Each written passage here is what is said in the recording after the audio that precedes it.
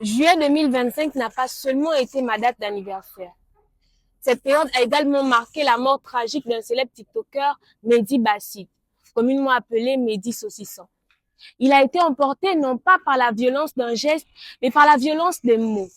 Parce que tout le monde a le droit de parler, donc tout le monde s'est permis de parler, comme si cette liberté d'expression était sans frontières. Pourtant, la Déclaration des droits de l'homme de 1789 stipule, je cite, que nul ne devrait être inquiété pour ses opinions, même religieuses, pourvu que leur déclaration ne trouble pas l'ordre public établi par la loi. Ce texte nous rappelle que la liberté d'expression est un droit fondamental qui permet aux individus de s'exprimer librement. Mais voilà, à l'instar d'un célèbre chocolat des filles, quelques personnalités publiques semblent jouir de cette liberté sans digue. Leurs paroles déferlent sans mesure, comme si la loi n'avait plus de prise sur leurs déclarations trop tranchantes. Le drame est que nous confondons très souvent dénoncer et diffamer, exprimer et humilier, parler et blesser. Oui, l'esprit critique est vital. Oui, la démocratie se nourrit du débat, du désaccord, de la diversité des voix, mais cela n'a jamais été question de divulguer nos pensées les plus sombres comme un linge sale que l'on impose à toute la société.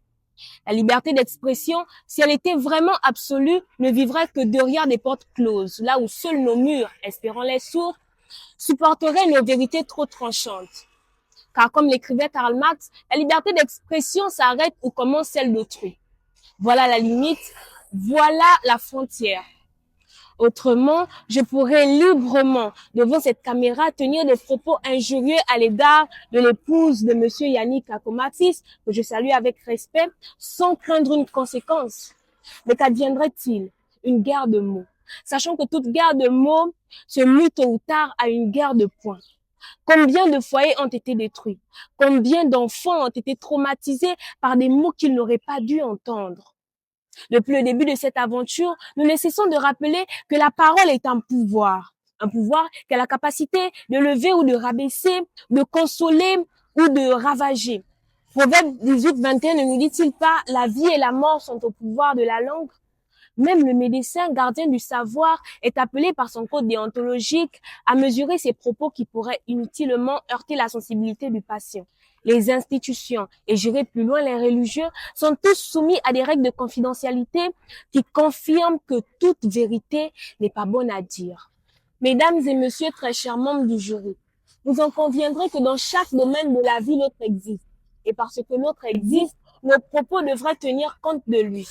Il serait donc primordial de trouver ce juste milieu subtil, fragile et essentiel entre la liberté et la responsabilité, entre la vérité et l'humanité, entre ce que nous devrions dire et ce que nous pensons.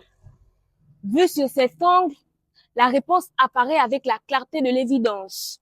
Non, la liberté d'expression ne nous donne pas le droit de tout dire.